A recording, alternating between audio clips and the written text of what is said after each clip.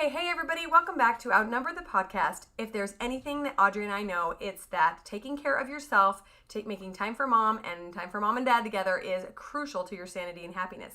But if there's another thing we know, it's how hard it can be to get yourself away from your kids.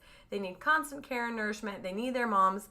So today we're going to be talking a little bit about how to make this happen in the form of overcoming separation anxiety. When your kids get stressed out, sometimes when even you get stressed out because you're going to leave your kids, there's a lot of things going on, and there are a few tips that we can share with you to help you prepare for these times and help make this separation seamless for you and your kids, even the ones that seem to need a little bit of extra comfort and care. So take a listen to today's episode on separation anxiety.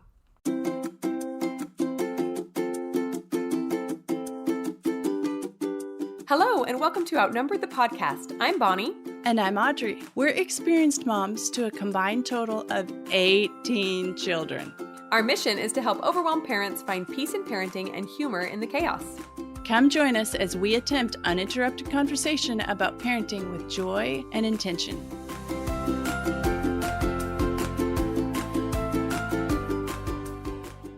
Hey everyone, welcome back to Outnumbered. We're on episode 61, and today we're talking about something that is a concern for every mom and every kid at some point, and that's separation anxiety. So getting stressed out when you're going to be separated from your kids. And I think that it really affects kids, and it can sometimes affect moms too. So we're going to be talking about that today.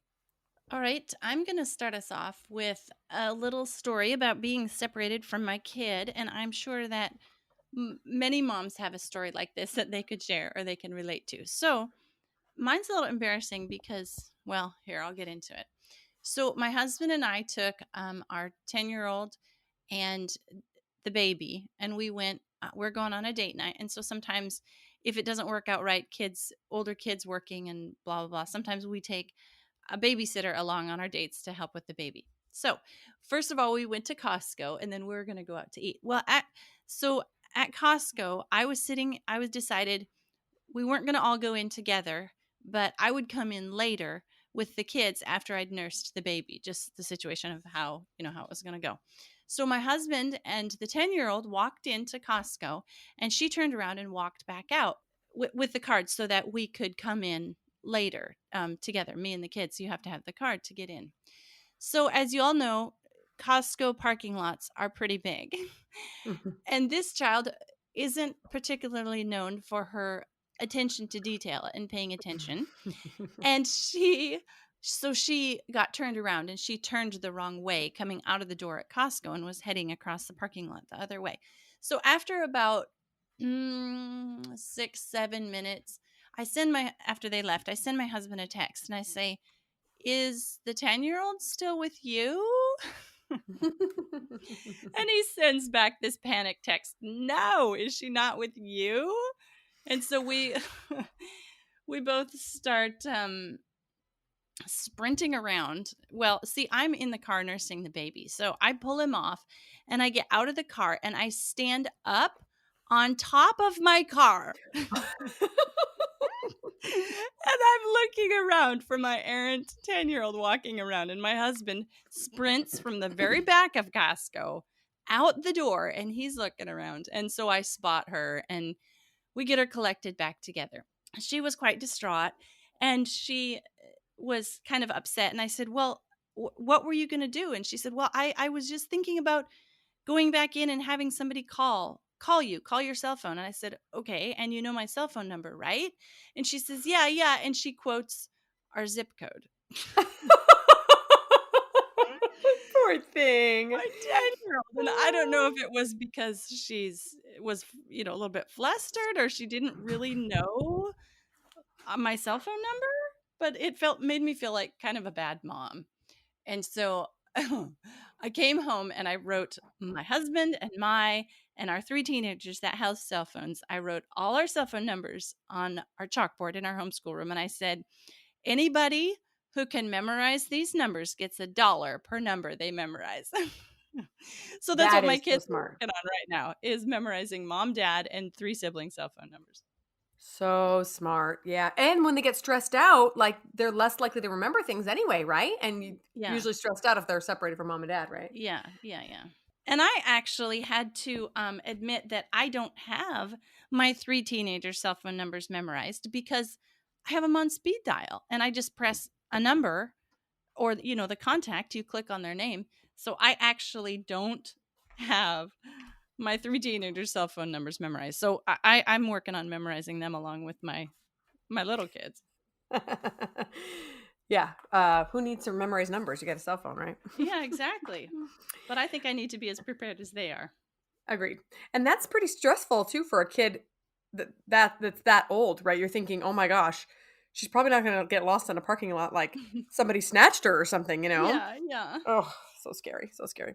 Okay, so there you have it. Oh, I could tell another story about losing a kid just today, but it's full of stress when you get separated from a kid, even if it's planned and not not a lost child or a wandering child. So I know most of us have probably had a child deal with some form of separation anxiety or another, whether they're being left with a babysitter or at a daycare, going to school, going to church, a friend's house. Sometimes their first nights away from their parents, whether they're 3 or 13, can be stressful. When traveling, even with parents, because everything's new, so they can get stressed out and not sleep as well. So lots of different scenarios that can cause a little bit of separation anxiety, but we're going to talk about them all today. And likewise, there's lots of reasons to help your kid overcome separation anxiety. It helps improve their self esteem, it helps improve their confidence levels, feelings of independence. They don't have to rely on others for their happiness. They can kind of create their own happiness with their own thing going on.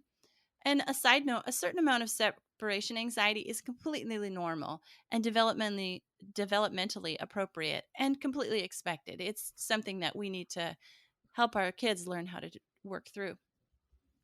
Yeah, I thought that was important to note that just because your child seems stressed out when you leave them with a babysitter doesn't mean there's something wrong with them. Like that's totally normal. In fact, it's actually a part of their developmental process. As I was reading through this, is to feel a little clingy or a little nervous. In fact, it shows that they have a great bond with you and a good attachment with you. There are some serious um, disorders with kids who have had trauma in their life where they have some sort of attachment disorder. And oftentimes they don't have that same separation anxiety because they don't know what's coming to them, And so it's actually a good thing that your child gets nervous when they're separated from you. Oh, that's such a good point. I love that. So today we're going to talk about a few ways to both prevent excessive separation anxiety and also help a child overcome it. So, just a side note, there is a slight possibility that a child can suffer from a extreme version of this, just like there's, normal anxiety before a test and extreme anxiety that requires like medication and therapy. There's also an extreme separation anxiety that, again, often comes from some sort of trauma, neglect, or other mental illnesses or diseases. So just be aware of that. But you can look it up. We're going to include some resources at the end where if you think it's unusual and it's lasted for weeks and weeks and weeks and it's really affecting your child on a day-to-day basis, then that is a possibility. Just FYI. Yeah, and if you do suspect that your kid has that, see that they get the necessary help that they need. All right. So, if you know that you have an upcoming separation with your kids impending, and who doesn't? We all have something come up. You can start by leaving your babies in the care of others occasionally.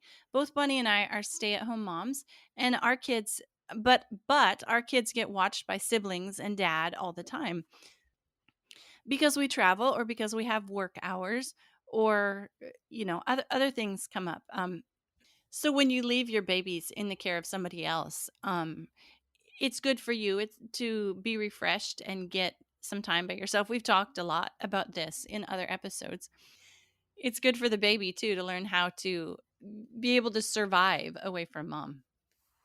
Yeah, definitely. And I think both of us are considered, more on the attachment side of things, like we baby wear and like to nurse for a long time, etc. But it's also very important to allow your child to gain that independence, so that they don't get super stressed out when you do finally leave them for school or whatever it ends up being, right? So before I had big kids that could watch my littles, I would trade babysitting with friends and family members, and that would often prevent, at least I think, help prevent separation anxiety in my kids because they were used to being left with someone that wasn't mom. And it also is really helpful because it gives me a break. So I was thinking specifically about my extra cranky babies. I had one baby in particular that was really colicky. And so it was hard to find someone to watch him because he was a hard baby. But it was extra essential because I was so overwhelmed with him. It was just like hour after hour of fussiness and trying to calm him and trying to, figure out what was wrong. And so I worked really hard to try to find ways for me to escape from my own sanity, and then also to make him realize that I was always going to come back no matter what.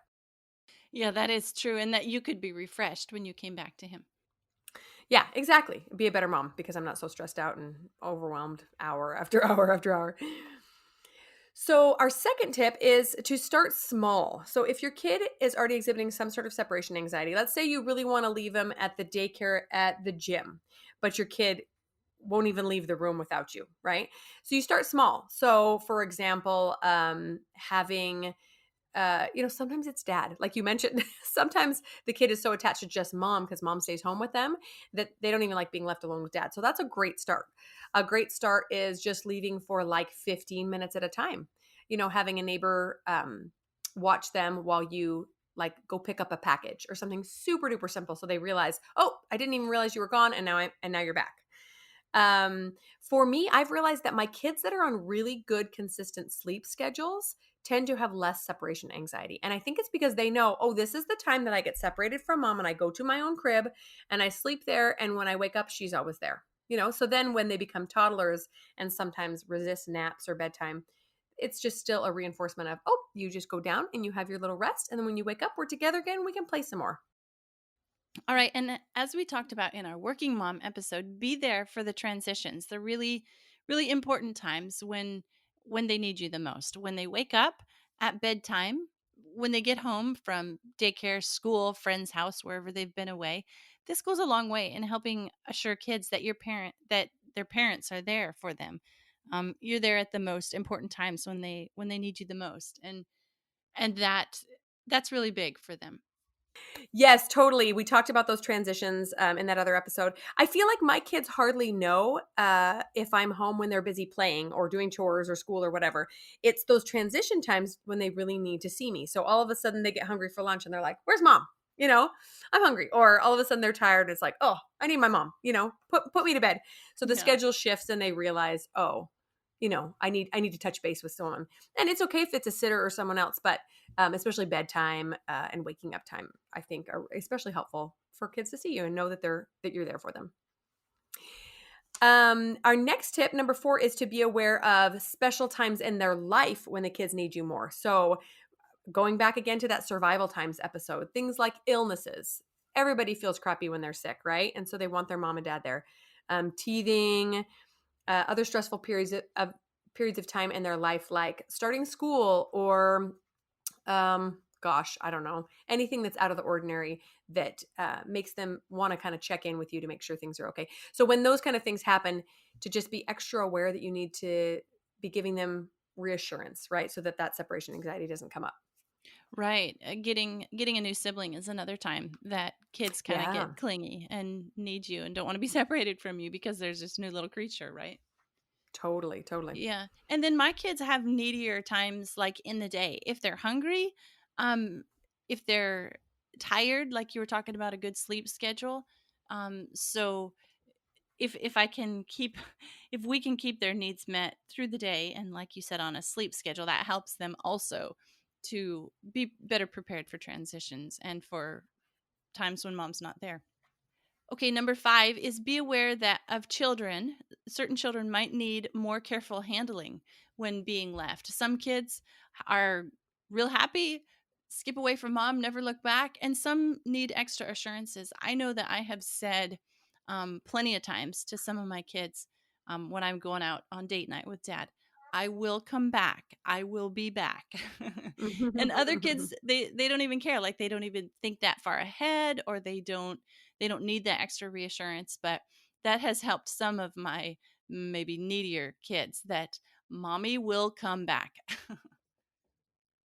So, yeah, I totally agree with that. For kids that are extra clingy, I think it's important to just be aware that they are different. Their personalities are different and that's okay, right? I'm kind of a very independent person that wants to try to teach my kids to be independent as well. And I've realized that some of them just don't have that personality. And to not push them when they're uncomfortable, it can make things worse, right? Yeah, that's right. So there are some kids that I've noticed that are especially clingy just with me, and maybe it's just because I'm home with them during the day. So sometimes with them, I will start just leaving them with dad more often. I know it sounds silly because it's their dad, but if they're just on me all the time, I'm like, you know what, mom has to go to the store. You're gonna go play a game with dad, and they become comfortable with that. And then maybe we can graduate up to leaving them with a family member, an aunt or a grandma for an hour or two, and then a little bit longer, and then maybe a sitter they're familiar with, and then you can graduate to something like a daycare at church or gym. But I think so many of us want to just run to the gym, drop a kid off in the in the daycare there, and run off and never have problems. But if you've got a kid like that, that's kind of a recipe for disaster because they're just so uncomfortable. They don't know what to do and they tend to be really, really upset. So, tip number 6 is to watch your own emotions and attitude. So, I know that most of us miss our kids when we leave as well. But if we are weepy and talking about how much we're going to miss our kids and I just can't believe I'm going to leave you for a day or something, that is not going to help anyone, right? It's going to make you more upset, it's going to make your child more upset. And I think in my personal experience, in a normal scenario, this could be the most important factor in keeping a child's anxiety at bay is your own attitude. So something like, "Oh my gosh, I'm so excited I get to go on this trip. You guys are going to have so much fun with dad. I'm so jealous," right? Make it about them. Yeah, just keep yourself positive and upbeat about the whole scenario, and they will take a cue from your attitude. Right, exactly. And I've also noticed it's maybe a particular weakness in me that sometimes right at the moment of separation, when I've got a kid clinging to me, I feel like so impatient just to get them off of me and get started on my whatever I've got going on, that I can also I also need to be careful of my emotions of exasperation and impatience and frustration at those separation times as well. So those are some emotions I need to particularly watch myself for, is not to, because then that makes it harder for them with the last thing that mom has expressed to them is frustration that they won't let go of her hand. That Yes. totally doesn't help them. I'm totally guilty of that too. And when it comes to like trips that are longer than a day, I tend to get stressed out because I'm trying to pack and pull all these last minute things together, all the things that have to happen before mom leaves. And sometimes my kids might need a little extra cuddles and I'm just like, "Ugh, I have to do this and I have to do this." So I'm right there with you to try to, yeah, to try to just stay positive and kind about the whole thing. Whew, good. I'm glad I'm not the only one. Okay, so tip number 7 is give kids enough time to prepare for the separation. Now, this is kind of a little bit tricky. You're going to have to find the proper amount of time for you and your specific kids. And that might even mean something I do often is tell older kids before I tell younger kids about some event. And I'll say, you know what, guys, I want you to know about this so you can start preparing mentally and, get stuff together, whatever. We're not going to tell the little kids until the day of or the day before. So you have to find, with your kids' ages and their personalities, what is the proper amount of time to tell them. But then don't just spring it on them as you drive up to the library. Hey, you guys are going to go in here with your older sister for an hour and I'm going to go have coffee across the street. I mean, that is not enough time as well. So I find my kids do best if I give them, okay, it depends on the kid, but you could say, okay, tomorrow such and such is going to happen, or maybe they need more time or less time than that. And even, okay, at 3 o'clock, and kids don't have a good sense of time, so in about an hour this is going to happen. And just, you and your kids, and so find the proper amount of time that works for letting them know, even if it has to be different amount of times for different kids. Does that make sense? Yes, this is an excellent point that I didn't think about because my older kids, if I'm going somewhere, I want them to be aware and prepared way ahead of time because they're going to shoulder some of the responsibility of me being gone, right? My Yes. younger kids, are just going to either stress out or be ridiculously excited and useless to me for the entire Yeah. time. So if it's something exciting, they're like, is it now? Is it time now? Is it time now? Is it, it drives you I crazy. know. I If know. it's something a little bit scary, then they lament and they cry and I don't want you to go. So yes, definitely, experiment. You guys have probably all been in that experience, in that situation where you're like, we're going to go to grandma's on Saturday. We're going to swim and have a barbecue and it's going to be really fun. And then for the next 4.5 days, Yeah. all anyone can talk about every minute of every hour is going to grandma's house. When is And it heaven Saturday? When is it Saturday? How many and the days little till ones, Saturday? and I say 3 more days. What's a day? Oh boy. So, Uh, and heaven forbid if plans change, then it's like, oh, oh oh my my goodness, goodness. Yes. forget it. So, yeah, definitely. Each kid has their own perfect amount of time to prepare for things like this. And sometimes it's just trial and error as you figure it out. But that's an excellent point. Okay, so tip number 8, this goes along with watching our own emotions, is to talk the separation up with excitement and happiness. So it's very easy to focus on your own stress and anxiety over leaving your children and, oh my gosh, I'm going to miss you so much and how am I going to deal without you? Yeah, that's not helpful because then the kids are like, oh, mom's upset, I should be upset, how am I going to deal without her, right? But instead to make it all about the fun things that are going to happen, like, okay, this afternoon mom has to go to a work meeting and you're going to get to stay with the neighbor kid who's so much fun. She's going to bring balloons to play with. You guys are going to have a snack with her. Maybe you can watch a TV show. Oh my gosh, I'm so jealous you get to have so much fun with so and so, right? That has worked so well for us. And sometimes it's hard for me because I want to tell them, oh, I'm going to miss you, big hugs, especially on a longer trip. But it's just, especially the little ones, it's just not helpful for their own sense of stability. Yeah, you can talk about to your husband how much you're going to miss your kids, but just let the kids see the positive side of it, right? Right. Or you can even say it when you get back, right? Oh, I'm so happy to be home. I missed you guys. Right afterwards. Yeah. Okay, so number 9 is I found it helpful to give especially needy kids something of you to keep with them. So I sew a lot for my kids. So, for example, I might say if I was going to be away from them for a day, I would say, why don't you wear that special shirt I made you? And then you can feel like I'm giving you a hug all day long when I'm with you.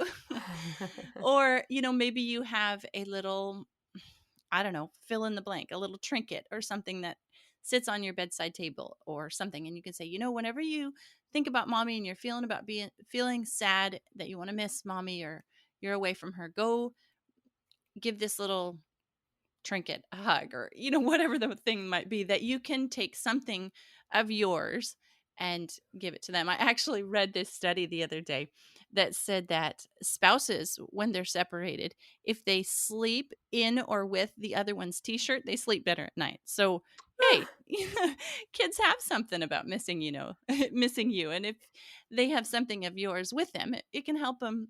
I don't know, the smell, the sight, whatever can help them. So it's not just kids. That's crazy. Yeah. And then another thought is like you mentioned going to the gym, daycare or something. If it's their very first time being separated, if they can have somebody familiar with them like a sibling, like okay, you and your sister are going to go into the gym, daycare while mommy goes and exercises.